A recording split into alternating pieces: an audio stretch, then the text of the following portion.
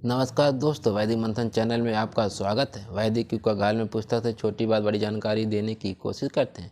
पिछली वीडियो में हमने देखा कि एशिया से आए आक्रमणकारी लोग किस तरह से बौद्ध धर्म को अपनाकर अपना अमिट छाप छोड़ गए थे। हमने यह भी देखा कि जिस पंचांग पर वैदिक कर्मकांड टिका हुआ है, उस पंचांग के निर्माता ये शक शासक के लोग ही हैं जो 78 ईस्वी के बाद किया गया था, जिसे आज हम सब शक संवत पंचांग कहते हैं। वेद और वैदिक संस्कृति जानने वालों को दिन तथा महीना पता ही नहीं था, लेकिन आज ये सब कहते हैं कि हम लाखों साल से करते आ रहे हैं। सभी कर्मकांडों को आपने रुद्रदामन की मुद्रा को भी देखा। ऐसे बहुत से घालमेल किए गए हैं। अधिक जानकारी के लिए देखते रहिए वैदिक मंथन चैनल को। अब इसके आगे देखते हैं कितना घालमेल किया गया। आइए शुरू करते हैं। अब आप लोग बताएं कि इस काल के पूर्व में किसी ने इस प्रकार का शिवलिंग बना देखा है। सम्राट कनिष्क के बाद के भारत की पहचान को ज्ञान विज्ञान में काफ़ी उन्नत और विश्व गुरु के रूप में जाना जाता था। इस ज्ञान विज्ञान का केंद्र नालंदा विश्वविद्यालय, उदवंतीपुरी विश्वविद्यालय, तेल्हारा विश्वविद्यालय, पुष्पागिरी विश्वविद्यालय, वल्लभी विश्वविद्यालय, जगदाला विश्वविद्यालय, सोमपुरा विश्वविद्यालय, साम्य विश्वविद्यालय, उज्जैन विश्वविद्यालय, नवद्वीप विश्वविद्यालय, तवांग विश्वविद्यालय, कन्हेरी विश्वविद्यालय जैसे अनेक विद्या अध्ययन वाले शिक्षण संस्थान थे, जिसके द्वारा पठन पाठन का कार्य अनेक भारतीय जनमानस में फैला हुआ था, जिसे आज भारत में स्वर्ण काल के रूप में भी सभी लोग याद करते हैं। इस समय तक भारत के सिंहासन पर गुप्त साम्राज्य का आधिपत्य कायम था और आज के तथाकथित विद्वान लेखक लिखते हैं कि गुप्त शासक वैदिक संस्कृति का अनुयायी था। इसके कार्यकाल में वैदिक संस्कृति का काफ़ी विकास हुआ था। फिर तो गुप्त शासक के कार्यकाल में अधिक संख्य रूप से विकसित इन शिक्षण संस्थानों में वैदिक साहित्य का लेखन निश्चित ही हो गया होगा और साथ ही सभी लिखित वैदिक साहित्य का पठन पाठन इन शिक्षण संस्थानों में पढ़ने वाले विद्यार्थियों द्वारा अवश्य होता होगा। वैदिक अनुयायियों की संतुष्टि हेतु अगर थोड़ी देर के लिए मान लिया जाए कि गुप्त काल के किसी भी गुप्त शासक द्वारा किसी अज्ञात कारणवश से वेद का लेखन करना संभव नहीं हो पाया है, तो क्या उस वेद या वैदिकता के अनुयायी गुप्त शासक को तो निश्चित ही अपने कार्यकाल में संचालित सभी विश्वविद्यालय शिक्षण संस्थानों में वेद के ज्ञान विज्ञान का पठन पाठन करवाना चाहिए था।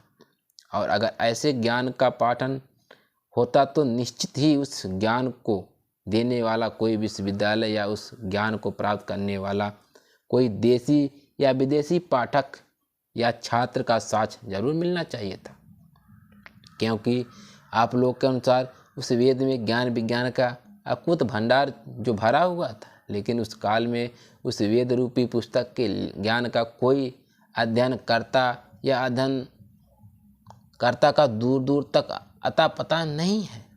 आखिर ऐसा क्यों, जबकि उन तमाम शिक्षण संस्थानों में से किसी में भी वेद या वैदिक संस्कृति का या वैदिक उपासना स्थल में स्थापित हवन कुंड का या वैदिक मूर्ति का या वैदिक भाषा लिपि संस्कृति द्वारा लिखित कोई पांडुलिपि का साक्ष्य अभी तक किसी शिक्षण संस्थान की खुदाई से नहीं मिला। क्या कुछ कहेंगे तथा कथित लेखक महोदय? उस वैदिक वेद पुस्तक का लिखा हुआ साक्ष्य तो बहुत ही दूर की कौड़ी है। क्यों, सही बात है ना? तथा कथित लेखक महोदय और वैदिक संस्कृति के अनुयायी महोदय, आज आप उस विश्वविद्यालय और उनसे मिली लिपि और संस्कृत का साथ देख सकते हैं। स्वर्ण काल के भारत में अन्य सभी देशों के विद्यार्थी ज्ञानोपार्जन करने इस शिक्षण संस्थानों में आते थे। इन शिक्षण संस्थानों में आज की जीविकोपार्जन वाली प्रबंधन, अभियंत्रण, अधिवक्ता या अन्य विषय की पढ़ाई नहीं होती थी।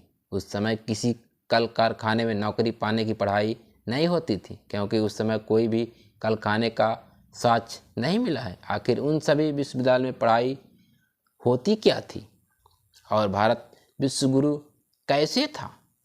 भारत विश्वगुरु था, यह बात तो आज किसी से नहीं छिपी है, लेकिन भारत किस लिए विश्वगुरु था यह बात आज तक जरूर छिपी है। आज तक तथाकथित सभी लेखक महोदय इस बात का खुलासा करना नहीं चाहते हैं। आखिर क्यों खुलासा करने से डर लगता है क्या? तथाकथित लेखक महोदय, आपको तो विश्व के मानस पटल पर भारत को विश्व गुरु का दर्जा प्राप्त होने पर गर्व करना चाहिए था और साथ ही भारत को विश्व गुरु होने के नाते आप लोगों को उन सभी विश्वविद्यालयों से वेद या वैदिक साहित्य का प्रमाण भी देना चाहिए था। लेकिन आप लोग तो अपने वेद या वैदिक ज्ञान का प्रमाण देने वाले बात पर भारत को विश्व गुरु बनाने वाली सच्चाई पर एकदम से चुप हो जाते या उस सच्चाई की जगह अनाप शनाप बातों से लोगों को इधर उधर घुमाने लगते हैं। ऐसा क्यों करते हैं? दरअसल आपके काल्पनिक वेद और वैदिक ज्ञान के बदले उस समय के अनेक शिक्षण संस्थानों में जीते जी अपनी ज़िंदगी के सभी दुखों से मुक्त होने वाली विद्या लोगों को दी जाती थी। यानी ज़िंदगी में सुख जैसे प्राप्त होगा उसकी विद्या दी जाती थी। इसके लिए उस समय के सभी शिक्षण संस्थानों में जिस मार्ग का ज्ञान दिया जाता था उसमें पहला मन की शुद्धि और दूसरा तन मतलब काया की शुद्धि से था, जिसमें सभी प्रकार के दुखों से मुक्ति हेतु मन की शुद्धि को ही प्रमुख माना जाता था। क्योंकि तन सबल होते हुए भी अगर मन अपने बस में नहीं है तो वह व्यक्ति राग, द्वेष, तृष्णा से पीड़ित रहता था। इसके पास असंख्य दुखों का भंडार होता, लेकिन जब वह व्यक्ति अपने मन को अपने वश में कर लेता था तो उसकी सभी इंद्रियां उसके मन के वश में रहते हुए राग, द्वेष और तृष्णा से मुक्त हो जाती। फिर वही व्यक्ति इसी जीवन में जीते जी जिंदगी के सर्वोच्च शिखर पर पहुंचकर मुक्त हो जाता, निर्वाण प्राप्त कर लेता था। इसी कड़ी में अभी तक भारत को विश्वगुरु होने का जो भी पहला लिखित साक्ष्य मिला है भगवान बुद्ध की एक वाणी मन की शुद्धि से संबंधित थी। आज बस इतना ही, फिर मिलेंगे अगली वीडियो में। तब तक के लिए नमस्कार।